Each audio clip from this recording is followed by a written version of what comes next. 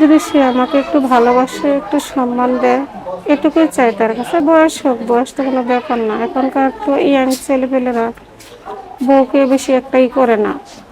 বয়স হলে সমস্যা নেই ভাইয়া, বুঝছেন? তাই এখন একটা মানে মানুষ যেরকমই হোক দরকার। নাম্বার আছে?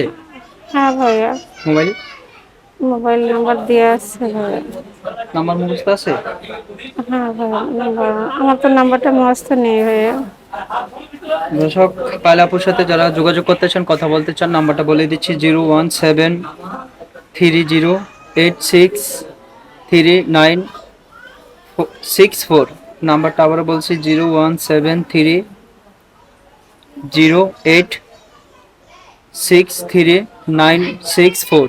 এই নাম্বারে যোগাযোগ করলে পায়লাপুর সাথে কথা বলতে পারবেন এবং কি একটা মনে মানুষ প্রয়োজন পায়লাপুর। বিদায় নিচ্ছি, তো অন্যদিন আরেকজনকে নিয়ে যদি হাজির হব।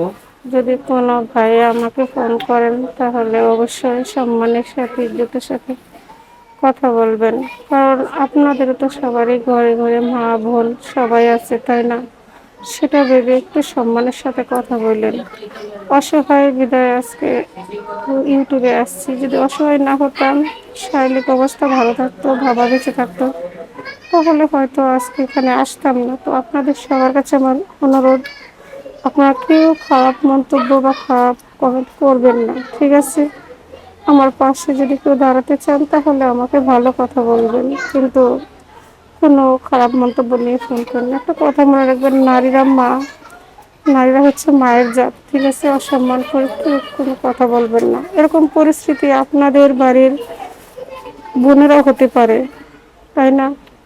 তো আপনাদের কাছে আমার এটুকুই অনুরোধ, যদি কেউ আমাকে ভালোবেসে বিয়ে করেন, আমি কথা দিচ্ছি তাকে ঠকাবো না, ঠিক আছে? আমি তার হাত ধরে সারা জীবন তার পাশে থাকবো।